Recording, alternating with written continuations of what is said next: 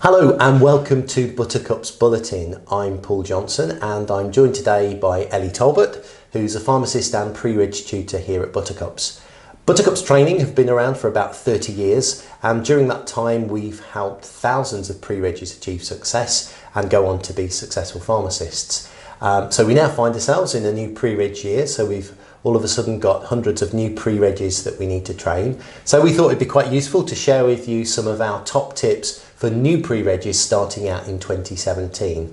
So first of all, have a formal meeting with your tutor. What's that about, Ellie? Well, what we recommend is that in your first sort of few weeks, you have a chat to your tutor. You need to sit down and have a discussion with them about what their expectations are of you as a pre-reg, and in the same respect, what you should expect of them as a tutor. Right. And things that you need to discuss is things like your learning contract. That has a lot of useful information in there. So the pre-regs should have seen the learning contract already? Yes, it's to be found on your pre-registration manual, which is online with the GPHC website. And in there's information about your learning contract, what you should expect from your tutor, and there's information in there about the fact that your pre-registration year is about yourself taking responsibility for your learning for the next year. Yeah, that's one thing really to stress at the beginning, that the pre-reg year is a self-guided year. The pre-reg is actually responsible for their own training, as a pharmacist would be as well, so it's kind of getting used to that idea. I know sometimes when we speak to pre-regs during the year who are having problems, perhaps issues with their tutor, that often the learning contract is one of the first things that we refer to, isn't it? So that's why it's important to know what's there. Anything else that ought to be covered during that formal meeting? Well, the big one is study time. Right. So it's a good idea to get a bit of knowledge from the very beginning of the year as to how much study time you should be expected to have. What's normal, would you say? Well, to be honest, there isn't really a normality with it. It will differ from branch to branch, but we tend to recommend that trainees get around about an afternoon a week. Right. So approximately about 4 hours a week, something like that. But it will differ from branch to branch. I guess you need to be quite flexible with that, though. Yeah. It may not necessarily be an afternoon. Right. It could be that you just have an hour for 4 days a week. It could be that you don't have any one week and you have a full day the next week. It's something which you need to discuss with your tutor, and it's to do with what's best for both the business and for yourself. Okay, so no hard and fast rules, no. But something to agree with your tutor. Yeah. Okay. So the next tip is create an action plan. Would you like to tell us a bit more about that one? Yep, so you do need to get started from the very beginning. We do know that you have had a full 4 years at university, but you do need to get started from the very beginning with this. We recommend that you create an action plan first, have a look at your GPHC website, have a look at the pre-registration manual. In there's lots of information about performance standards. You want to have a go at having a look at them now, seeing which ones you can sign off first, because there's quite a few that you could maybe get signed off in the first few months. Yeah, you tend to find when you look at the performance standards that there are some that you think, well, actually, I can sign this one off fairly quickly. One of them is something around having a good command of English, isn't it? So if English is your first language, then that should be one that hopefully should be fairly easy to demonstrate. Take a few phone calls, speak to some patients. For most people, and turn them into records of evidence, presumably. Yes, always make sure that you turn them into records of evidence. So whether this is witness statements or whether or not it's a written dialogue that you make, but whatever you do, make sure that you have records of evidence for each one. I have sometimes heard from pre-regs who say that their tutors don't want them to collect records of evidence. That's not how they're going to assess them. We have heard though this year that the GPHC, as the inspectors are going out to pharmacies, that they are actually asking to see the pre-reg portfolio of evidence. So don't fall into the trap of thinking that records of evidence aren't important. It's a really important way in which you're assessed as a potential pharmacist, and you can be asked to show that to the GPHC even during your pre-reg year. Yep, so it's really worth making records as you go along. Great. Next one, OTC first. Yep, so this is something that actually we get quite a few conversations about with trainees, and that's because they think that they need to be in that dispensary from the very get-go. But what we actually say is, actually OTC first. Don't be worried that you're not going to be in there for longer than a couple of months, and this is because this is the best time for you to get that interaction with customers. You can have those conversations. Don't worry about the fact that you're not in the dispensary at the very beginning. Yeah.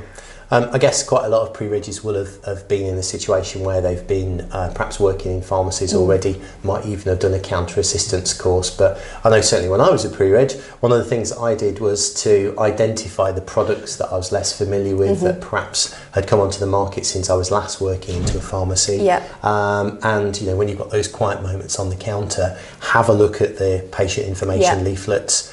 Familiarise yourself in that way as well. Yeah. What about other members of staff? What would you suggest there around Don't working with them? forget your other members of staff, because although you do have your pharmacist who will be your pre-registration tutor, you also have a wealth of knowledge available to you.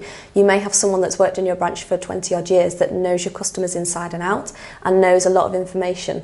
So it is worth making sure that you do have conversations with them as well. Don't forget your assistants and don't forget your technicians. Yeah. I think it's a good idea as well to observe people, how they interact with patients as well, and customers as they come into the pharmacy. You can learn a lot from people who have been there, as you say, often for 20, 30 years or more in some cases. So, excellent. Okay. So, next one. Carry a notebook. What's that one all about? Yeah, make lots of notes as you go along. You will find that after a very, very long day in the dispensary or in the front of house, you will have forgotten quite a few of the things that you thought, oh, that'll be an interesting thing. So have yourself a little notebook. If you come across a drug that you don't understand, make a note of that drug. If you come across an interaction that you're not sure about, make a note of it. So that at the end of the day, once you've had your calm down, you can have a look at it, grab your BNF and do a little bit more research into it. Yeah, I think that's really good advice actually, because pharmacies are really busy places, aren't they? So obviously when you're there and you've got to obviously serve your patients, your customers, and you've got a job to do, sometimes you can't simply get the time to go look something up in the BNF, so just make a quick note of it, follow it up later on rather than forget about it and then think, what did I actually do today? So yeah, good advice. Excellent. Our last tip for today, subscribe to mailing lists. What's that all about? So a lot of companies give out mailing lists. So if you subscribe to them, it means that you'll be getting an email as soon as there's a change in information. So it's really worth making sure that you subscribe, because it means that you'll be at the forefront of any information changes that happen throughout your pre-registration year. Yeah, I mean, certainly some of the ones that we've got on screen at the moment, the MHRA, NICE, Public Health England. If you think about it, the GPHC are probably writing their questions very soon for the exams for next year. So some of the things which are in the news now could well be this kind of things that you need to be aware of for the exam, which may seem like a long way away, but will soon come around and it'll be with you before you realise it. So a lot of these you can subscribe to the mailing lists and just get the updates before anybody else. So good advice. Excellent. Anything else to add, Ellie? It's probably worth knowing as well that there's a few applications that you could download that might be quite useful for you, so have a look at them. There's things such as the BNF applications which have been released recently. The GPHC have a standards one you may wish to download, and that just means that you have access to this information at your fingertips in your phone, so it's a quick and easy way to access that information. So it's worth having a look at those as well. Brilliant. Okay. So the idea of Buttercups bulletins, the new bulletins that we're going to be doing for pre-regis, is that we want to share our advice, our experience, our tips throughout the year on a fairly regular basis, but also to speak to some of the people in the pharmacy world that you might be interested to hear from as well.